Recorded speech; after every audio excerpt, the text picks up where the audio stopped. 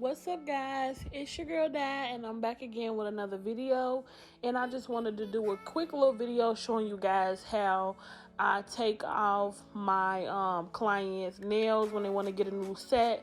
So I didn't get to record me taking her nails off, but all I do is take a nail clipper and I put it on one side of the nail, a little bit under where it starts, and I just cut it a little bit on the side, and most of the time it'll cut all the way through and come off. Now, if you have a nail that's a little bit thicker because you had to encapsulate it or whatever the case may have been, you can also take a big a nail nipper, a big one, a nice size one, and just clip them off the same way that you put the nail clipper on the side. Just put it right there and cut it on the side.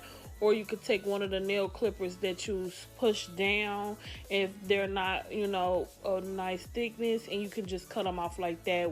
You really could cut them off however you feel you want to cut them off. But if you're doing a soak off, you definitely want to cut the nails all the way down as far as you can to where you're not, about to damage their nail bed or anything like that. But you cut them as far as you can.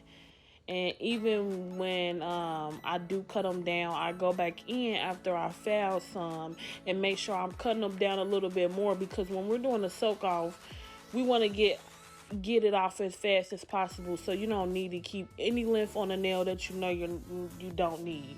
So just cut the nails off, and then I go right in and I just file the acrylics all the way down as far as I can. I don't file to their natural nail. I leave a nice layer, on the nail still, but I'm getting it as thin as I can get it before I get to the natural nail, so that we're not just soaking for, most of the time.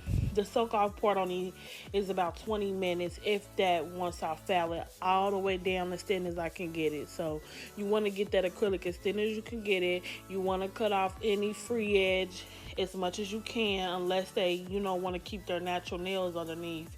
And then that's when you wouldn't cut it down so far. You will only cut it to where their nails are. But in this case, she doesn't care about her real nails at all. So we cut them all the way down. And, like I said, we get it as thin as we can.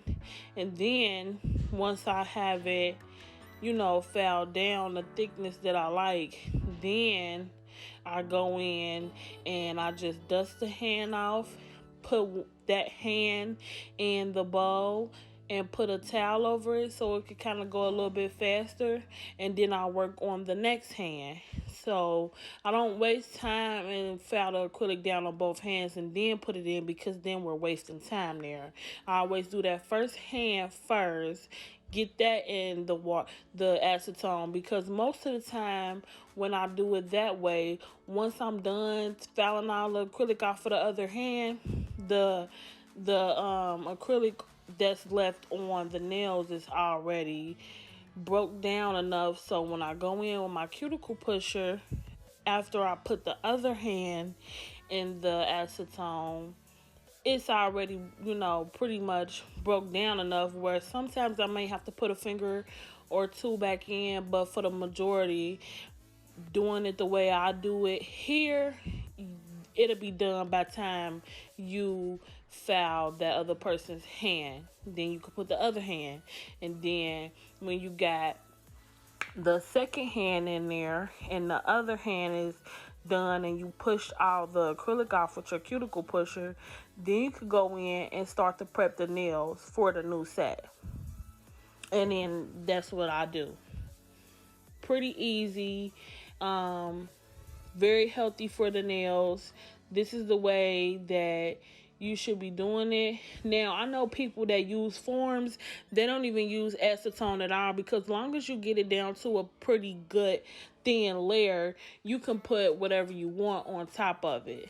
Now, granted, if you're going for a more clear look, it might be some nude or whatever. If it's a color, then you would most likely do have to go in with the acetone. But most people that use any type of colored acrylic, they use clear at the bottom anyway for the nail bed. So if you do it that way, you will never run into that problem. So that's all for this video. I just wanted to show you guys how I do a soak off. I never rip off my clients' nails. I don't take tips and put them under there. I don't recommend them to bite them off.